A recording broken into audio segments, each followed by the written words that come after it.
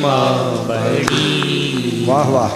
आए कर लो घड़ी दो घड़ी। सत्संगत की महिमा बड़ी, आए कर लो घड़ी दो घड़ी। सत्य संगत की महिमा बड़ी, आए कर लो घड़ी दो घड़ी।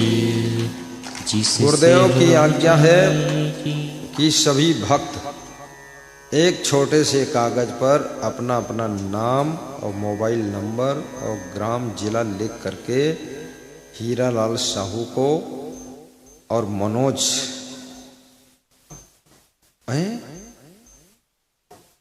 मनोज मास्टर साहब को दे देना। जो लोग, सभी लोग इसमें सदस्य बनो, तीर्थ दर्शन वाले में। फिर कभी रामेश्वरम नाथ का दर्शन कराऊंगा आपको, फिर कभी भुवनेश्वर में, उड़ीसा में कोई तीर्थ होगा वहां ले चलूंगा। तुम्हें छोड़ूंगा ही नहीं, तीर्थों में ही तुम हर साल एक बार दर्शन करोगे। और तुम हमको मत छोड़ना, कागज पर लिख के दे देना कि मैं भी आयोजक सदस्य बनूंगा। और जितनी संख्या इसमें बढ़ेगी उतना गजब होगा।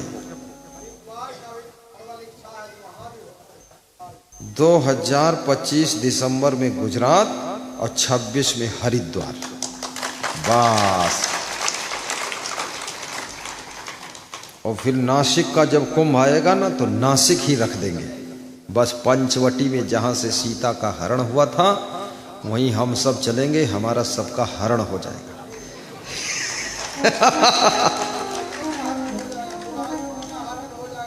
बुराइयों का हरण होगा। देखो कितना बढ़िया बात। जहां गुरु का चरण होगा बुराइयों का हरण होगा।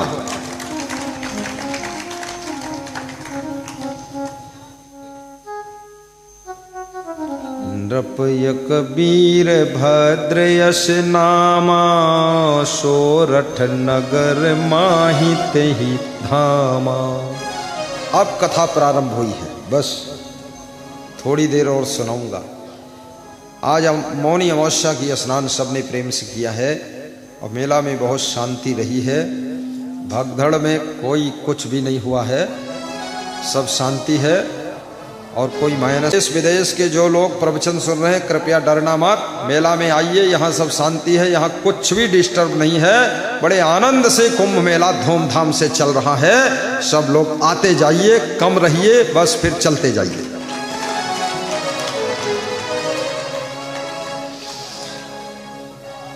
वीरभद्र नाम के राजा सोरठ नगर के राजा थे। उनका नाम वीरभद्र था। बहुत पुण्य करते थे। हाथी, घोड़ा, रथ, पालकी सब दान करते थे। गायों के सींगों को सोने से मढ़ाकर, पूंछ में मुक्ता पहनाकर, गायों की खुर में चांदी जड़ाकर, पीले वस्त्र पहनाकर गौदान करते थे, शैया दान करते थे, नाना प्रकार के कपड़े दान करते थे, महोत्सव यज्ञ करते थे। लेकिन फिर भी एक दिन आपत्ति आ गई। क्या आपत्ति आई?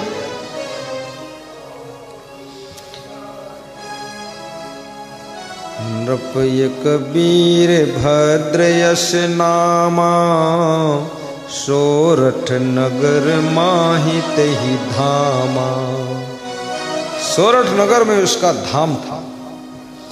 करे पुण्य बहु भांति निराजा, गजरथ भूमि पाल की बाजा। सुवर्ण सिंह मढ़ाए, मुक्ता पूछे रजत खुर। पीतांबर ओढ़वाई, दे धेनुई में दुजन कहा। सैया दान करे पट दाना, यज्ञ महोत्सव बहु विधि नाना। तही पर एक बार विधि योगा, नृपयक चढ़्यो संग लई लोगा। इतना बड़ा पुण्य आत्मा राजा वीरभद्र, लेकिन ऐसा संकट आ गया, बैठो बैठो, ऐसा संकट आया कि एक दिन एक बड़ा राजा सेना लेकर के वीरभद्र राजा के किला के ऊपर चढ़ाई कर दी। किस रोज कौन सी आपत्ति आ जाए क्या पता है, इसलिए कभी अहंकार नहीं करना चाहिए। हरियर खेती देख के तू मत भूल किसान, अब ही ओला बहुत है घर आवे तब जान। हरी भरी खेती को देख करके हे किसान फूल मत भूल मत, अभी बहुत ओले गिर सकते हैं, कुछ गड़बड़ हो सकता है। जब खेत की फसल घर में आ जाए तब समझो कुशल मंगल है।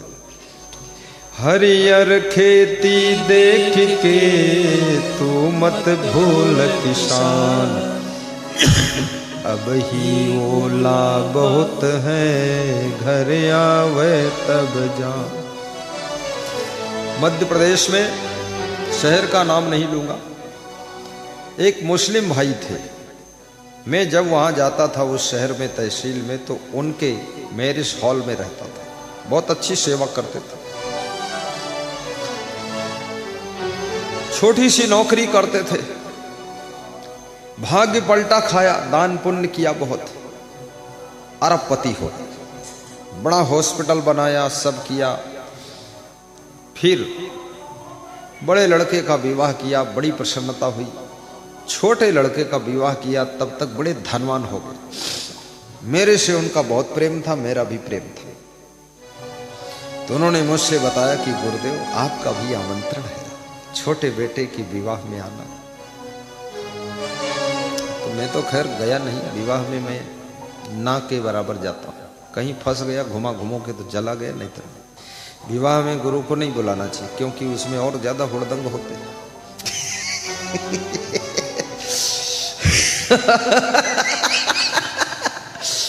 तो उन्होंने मोबाइल में बताया कि मैंने अपनी पूरी तहसील को दुल्हन जैसा सजा दिया करते, सब तरफ से पूरी तहसील के अंदर साज सज्जा, इलेक्ट्रिक सजावट, सब गेट वेट द्वार, 10 करोड़ रुपया लगा था। और बोले हिंदू मुस्लिम सबका भोजन चालू हुआ। तुमने कहा बहुत अच्छा किया। मैं 2 साल के बाद वहां पहुंचा तो मैं तो हंसा, मैं तो हंसी देता हूं। मैं हंसा तो वो हंसे नहीं। तुमने कहा मैं हंसा, भगत नहीं हंसा, इसका मतलब कहीं फंसा, इसका मतलब कोई दुर्दशा। तुमने कहा क्या हाल है? बोले हाल अलग कमरे में बताऊंगा। अलग कमरे में मिले तो बोले तहसील को दुल्हन जैसा सजाया, इतना सज धज गई तहसील, और बड़ी धूमधाम से छोटे बेटे की शादी किया। लेकिन उसकी जो पत्नी आई है उसने इतनी सजा दिया है। अब बेटे के पता नहीं कौन सा इंजेक्शन लगाया, वो मेरे से बोलता नहीं है, बड़े लड़के से भी नहीं बोलता है, और छोटी बहू काम करती नहीं है, ऐसे पड़ी रहती जैसे बहुत बड़ी ढोल पड़ी है। गुरुदेव 10-15 करोड़ रुपया लग गया, दुल्हन जैसा सज गई तहसील, लेकिन सजा हमको पूरी मिल गई। रोने लगे। 65 साल का व्यक्ति रो रहा है, इतना धन कमाने के बाद। तो हमने कहा लड़के और बहू को बुलाओ। बोले इतने दुष्ट हो गए कि आएंगे भी नहीं। उसी टेंशन में 3 साल के बाद वो मर गई। तो मैं क्या कहना चाहता हूं? मैं ये कहना चाहता हूं किसी की टेंशन में कृपया मरना मत, किसी की टेंशन में कृपया नींद को उड़ाना मत, किसी की टेंशन में फंस करके अपनी खुशियों को खोना मत। जितना ज्यादा टेंशन बढ़े उतना ज्यादा हंसो। हा हा हा हा हा। लोग कहे पागल हो गया, पागल हम नहीं, पागल तुम सब हो, मूर्खों, बकवास करते हो। खूब हंसो। ये तो सब दुनिया भर का झंझट, मरने जरने के लिए जिंदगी थोड़ी मेरी है। बवाल बना बना कर रखते हो, दुल्हन बनती हो, दुल्हनिया बनती हो और चूल्हा जलाती नहीं, दुल्हा दुल्हन, हटा भंगड़ भंगड़। तो ऐसी कितनी सासुएं टेंशन में आ गई, सब उनकी सुंदरता खो गई, तहस नहस हो गई और बहू की टेंशन में, चिंता में सारी जिंदगी उलझन में पड़ गई। कोई उलझन मत करो, जो जैसा करेगा वैसा भरेगा, तुम ज्यादा चिंता मत करो, सही रास्ता बता दो और हंस करके रहो पति पत्नी प्रेम से। और बहू को जितना तुमको तुम्हारी तरफ से प्रेम देना उतना प्रेम दे दो और बाकी ज्यादा भगवान बनने की कोशिश मत करो। किसी का भाग्य नहीं बदल सकते हो, किसी को केवल समझा सकते हो। किस्मत बनाने वाले तुम नहीं हो, किस्मत बनाने वाली हर आत्मा स्वयं की किस्मत बनाती है। तुम इतना झंझट में मत पड़ो। जिसका जैसा स्वभाव होगा वैसा भाग्य बनेगा। अब वो मर गए तो मैं फिर गया तो लोगों ने बताया तो मर गए। तो हमने कहा ये तो बड़ा मुश्किल हो गया, हम टाइम भी नहीं दे पाए समझाने का ज्यादा और वो मर गए। गुरु का प्रवचन रोज सुनो, रोज रोज चिंता खत्म होगा, क्योंकि परिवार का कलह कलेश बहुत खतरनाक होता है। महाराजा दशरथ परिवार के कलह कलेश में ही मर गए थे, वो फालतू मर गए। मैं तो उनके साथ होता तो बता देता कि तुम रथ सजाओ, उस पर बैठो, आगे आगे राम बन चलेंगे, पीछे पीछे रथ पर बैठ के अपने बेटे को देखते रहो। और कौशल्या ज्यादा परेशान हो, इनको बैठा लो है। हम तो पूरी बसाई ले ली साथ में, सब जन चलो जी का मन जाता है, वहां मरे जरे कौन जरूरत है, यहाँ रह दो इनका कई कई वे कई रह जो ज्यादा नरक बनौती है। तो साथ में चल, अब मर गए उससे क्या फायदा भाई। लेकिन ये कहानी यही समझाती है कि पारिवारिक कलह कलेश बहुत खतरनाक होता है। भगवान के पिताजी की भी मृत्यु हो गई पारिवारिक कलह कलेश में। कैकेयी की जिद के कारण उनकी मृत्यु हो गई। इसलिए किसी नारी को जिद नहीं करना चाहिए, हठ नहीं करना चाहिए, बहुत क्रोध नहीं करना चाहिए, क्योंकि आपका पति अगर है जीवित तो आपका सुहाग है, अनुराग है, आपका भाग है और आपका सिंदूर है, आपकी चूड़ियां खनकती रहेंगी। पति को संभाल कर रखो।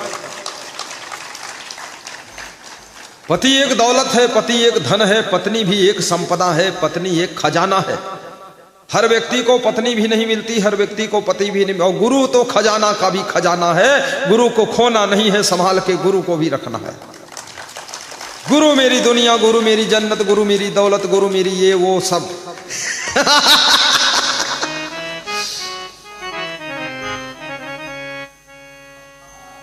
टेंशन किसी को देना भी नहीं, अपनी तरफ से मस्ती बस, सहन शक्ति। और मन को ऐसे खींचो जैसे मूंज में से सीख खींच ली जाती है। मूंज जानते हो, मूंज, मूंज में सीखें रहती थी, एक पुरानी भाषा है, कुछ लोग जानते होंगे। अरे अपने शरीर को ऐसे मन को खींच लो जैसे सांप केंचली से अपने शरीर को बाहर कर लेता है, ऐसे अपने मन को इस माया मोह की केंचली से बाहर खींच कर लो, कभी दुख होगा ही नहीं। रहो घर ही में, रहो परिवार में, रहो समाज में, रहो व्यापार में, रहो बिजनेस में, लेकिन मन को खींच लो बाहर, ऐसे तलवार जैसे खींच।